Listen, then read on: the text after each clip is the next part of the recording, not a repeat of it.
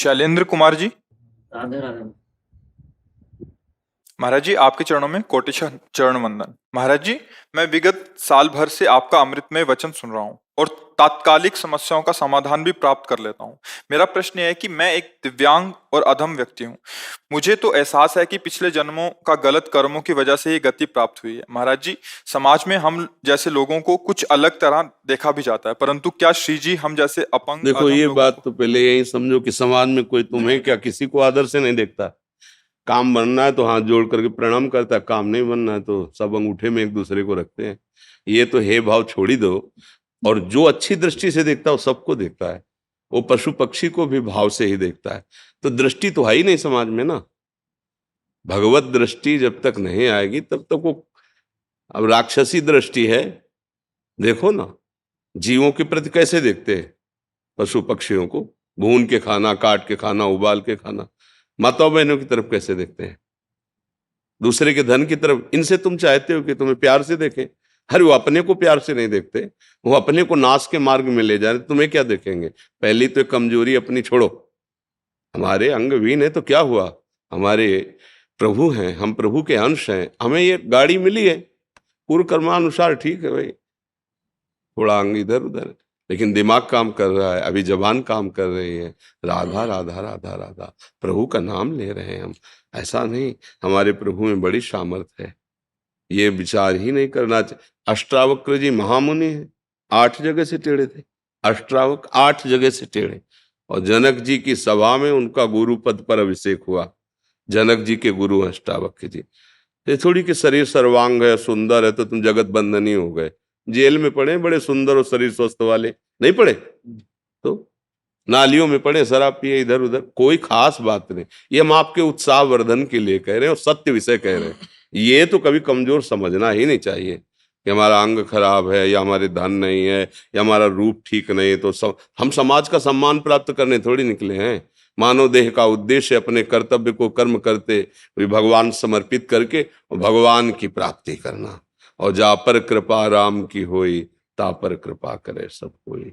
फिर ये बात सब ऐसे निरुत्साहित हो जाना, अपने को ये समझ लेना कि मैं बड़ा भाग्य हूं। नहीं, हम भाग्य का निर्माण करने के लिए मानव देह प्राप्त किया है।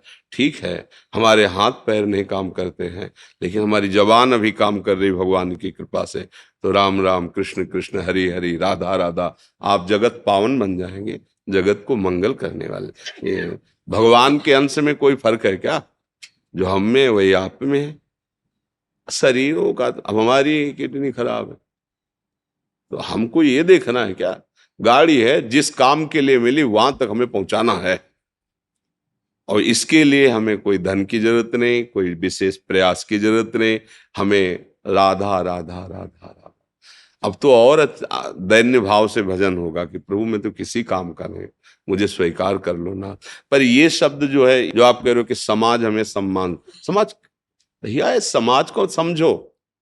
जो समाज के सम्मान में फंस जाता है वो गिर जाता है, वो पतित हो जाता है। और समाज कभी किसी की नहीं हुई। हमको ऐसे को पकड़ना है जो सिर्फ हमको देखे, वो मेरा प्रभु है।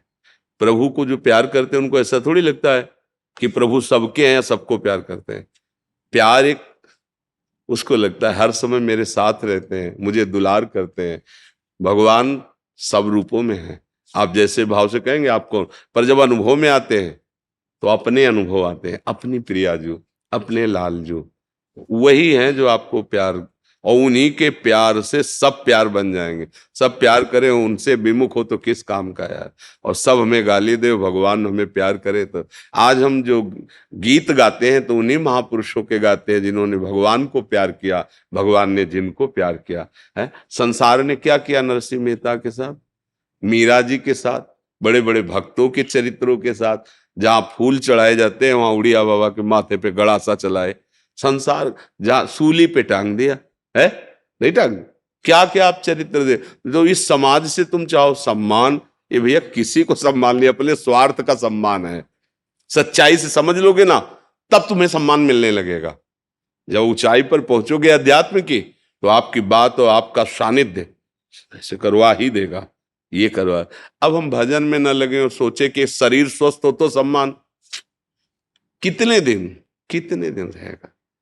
भाई विचार करके देखो, ना शरीर रहेगा, ना सम्मान रहेगा, ना सम्मान देने वाले रहेंगे। तो हमको नहीं फंसना चाहिए। हमको ऐसी जगह प्यार करना चाहिए जो हमें सदैव अपने पास रखे, और जिसके पास कोई कमी ना हो, और जो सर्वशक्तिमान हो, और जिसके हम हैं वो हमारे केवल प्रभु हैं, भगवान हैं। अगर समझ में आ जाए तो आ जाए, ना आ जाए तो राधा राधा। समझ में आ जाए तो फिर आप बोलो किस बात की कमी।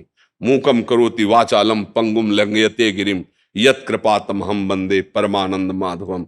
जो चेतन का जड़ करे, जड़े करे चेतन, अस समर्थ। आप भजन करके देखो, भजन का प्रताप उदय हो। ये हाथ पैर क्या चीज है, दिव्य सिद्धियां उसकी सेवा में आ जाती है। गोद में उठा के जहां से तापों पत्थर में प्रवेश कर जाए। पर अगर इन सिद्धियों की तरफ चले तो फिर भगवान नहीं मिलते। इसलिए जो भगवत प्रेमी महात्मा है उनका प्रयोग नहीं करते।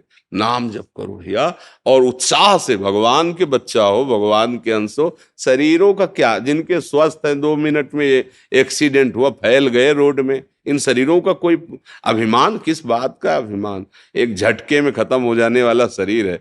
तो जैसा मिला है, ये जरूर है कि हमारे कर्म के अनुसार मिला है। अब हमको हारना नहीं है अपने जीवन में। मतलब एक हमारा शुरू से जिद्दी स्वभाव रहा है, कोई पूर्व जन्म का ऐसा प्रताप रहा है कि हारना नहीं सीखा। मर जाना अच्छा है, हारना अच्छा नहीं। ये हमारे स्वभाव में बैठा रहा। तो जहां हमें मन हराने की कोशिश करता, जहां हमें पिछाड़ने की कोशिश कर, बस जिद्दी स्वभाव। नहीं, हम भय से नहीं हारेंगे, हम भूख से नहीं भागेंगे, हम अपमान से नहीं भागेंगे। हमें भगवत तत्व प्राप्त करना है, चाहे जितना कष्ट सहना पड़े। बस उसका ये है कि किसी भी तरह का कोई भी कष्ट हमें स्पर्श नहीं कर रहा है। सब शरीर में अब भी वर्तमान में है। दुनिया के सब कष्ट हैं, लेकिन भगवत कृपा से हमें कोई कष्ट नहीं। एकदम निश्चिंत, एकदम बेपरवाह, आनंद में। वही हम सब बात बता रहे हैं। यहाँ कोई औषधि नहीं पहुंचा सकती जहां हम बात कर रहे हैं। यहाँ कोई डॉक्टर नहीं पहुंचा सकता, कोई सलाहकार नहीं पहुंचा, नाम पहुंचाता है। भैया एक ऐसी औषधि है, भगवान नाम, भगवान का आश्रय। विपत्ति आएंगी, कर्म के अनुसार लीलाएं होंगी, पर आप डरोगे नहीं, आप प्रसन्न रहोगे। आपको हर समय दिखाई देगा कि भगवान हमें दुलार कर रहे हैं। प्रहलाद जी से असुर बालकों ने पूछा कि आपके साथ इतना, मतलब हिरण्यकश्यप का दिमाग काम नहीं कर रहा था कि मरेगा कैसे ये, हर उपाय करके हार गए। तो आपको दुख नहीं होता जब आप पहाड़ से फेंके गए, पहाड़ के नीचे दबाए गए, हाथियों से कुचलाए गए, अस्त्र शस्त्रों से छेदे गए, विष पिलाया गया, सर्प के कुंजों में, कमरे में सर्प बहुत बंद करके उसमें छोड़ दिए गए, क्या क्या आग में आपको कष्ट नहीं होता?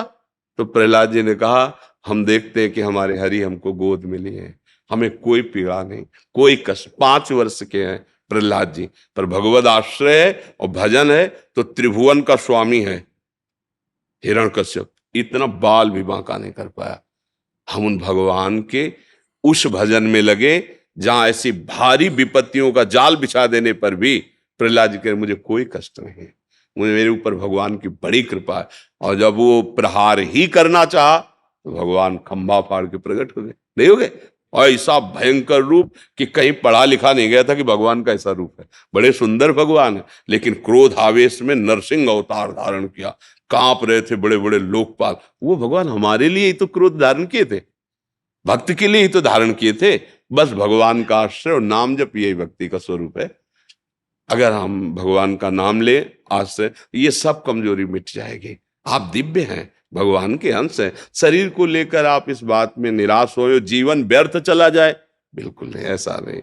बहुत कृपा है आपके ऊपर कि कम से कम शरीर से आपकी आसक्ति नहीं होगी कि यह बेकार जाएगा। और जिनको रूप सुंदर मिला, स्वस्थता मिली, वो इसमें आसक्त होकर पापाचरण करते हैं, दुर्गति प्राप्त करते हैं। तुम बिल्कुल निराश मत हो, बहुत प्यार, तुम्हारा जीवन बहुत अच्छा है। बस राधा राधा राधा राधा, जो बने जैसे बने। और भगवान हर जीव का पोषण करते हैं। पूरी सृष्टि में भगवान सबकी सब व्यवस्था कर रहे हैं। कोई ऐसा नहीं है जो अव्यवस्थित है। अपने दिमाग से हम अव्यवस्थित हैं, जहां हमारी सोच है वहां हम अव्यवस्थित है। भगवान की तरफ से देखो, फ्री ऑक्सीजन, पृथ्वी में फ्री रहो, जल, जो आकाश, जो भगवान की व्यवस्था देखो, सब फ्री एकदम। प्रकाश, ये 2 4 6 घंटे जलाओ लाइट तो उसका बिल आता है। भगवान सूर्य सुबह से प्रकट हुए, शाम तक प्रकाश, घर कोठरी सब अंधेरा नष्ट, रात्रि में चंद्र भगवान शीतलता, सब तो भगवान की तरफ से तो हमें सब फ्री और कृपा मिली। हमारे विचार जो हैं वो हमको दुख दे रहे हैं, जो हमारी विचारधारा चाहते हैं वो हमें परेशान किए। आवश्यकता तो पूर्ति भगवान कर रहे हैं, तो ये भी ना सोचे कि अब हमारे हाथ पैर खराब है तो हम कैसे जिएंगे। बहुत अच्छे से भगवान व्यवस्था करते हैं सबकी, कोई भूखों नहीं मरता। हाँ, अपने विचार से आप मर सकते हो।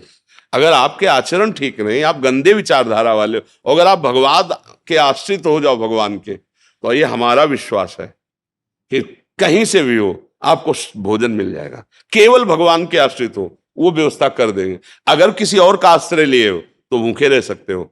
जो हमारे अमुक रिश्तेदार हैं, अमुक मित्र हैं, अमुक वो लाएंगे तो भूखे रह सकते हो। और जो केवल भरोसा है उस तो राम का भरोसा भूखा मरता नहीं। भगवान का जिसे भरोसा, भैया हमें तो ऐसा लगता है सर्वलोक महेश्वर, अखिल ब्रह्मांडों के स्वामी भगवान का नाम ले ले और आश्रय ले ले, यही मनुष्य जीवन की सफलता है। और इसके लिए कोई विशेष आवश्यकता नहीं कि हम स्वस्थ ही हो, हमारे पास धन ही हो, हम बहुत विद्वान हो। सीधी बात, हम जैसे हे प्रभु आपके हैं, राधा राधा राधा, पक्का उसका कल्याण हो जाएगा। जब अपने पुत्र के बहाने से पुत्र को पुकारा था मरते समय नारायण, तो भगवान के पार्षद आ गए, भागवत में प्रसंग है, और वो परम धाम को प्राप्त हुआ। वैश्यागामी नीच आचरण करने वाला अजामिल, तो यार आप तो जानबूझ के नाम ले रहे हो रामकृष्ण हरि राधा, फिर आपका कल्याण क्यों नहीं होगा? वो तो अपने पुत्र को बुला रहा था मरते समय, तब उसका कल्याण हो गया। तो तुम तो जान के ले रहे हो ना, राम राम कृष्ण कृष्ण हरि हरि राधा राधा, फिर तुम्हें विश्वास क्यों नहीं कि तुम्हारा कल्याण हो जाएगा, तुम्हारा मंगल हो जाएगा? इसलिए आश्रित रहो, ठीक है ना जी।